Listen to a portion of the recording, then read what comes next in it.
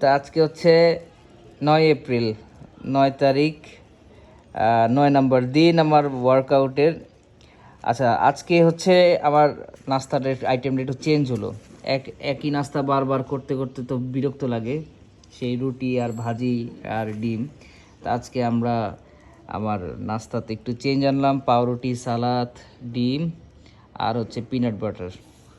Peanut বাটারটা এখনও বের করি নাই। যাই হোক, ওই পিনাট বাটারের অবস্থা ভালো না, ফ্রিজে রাখার কারণে একদম শক্ত হয়ে গেছে, এগুলো ঠিকমতো ব্রেডের সাথে মিলতেছে না।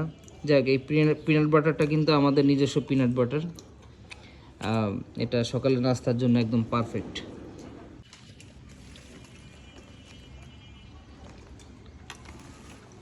সকালে নাস্তার কিন্তু ভেরিয়েশনের শেষ নেই, এক এক করে অনেক নাস্তা দেখাবো যেগুলো সকালে করা যায়।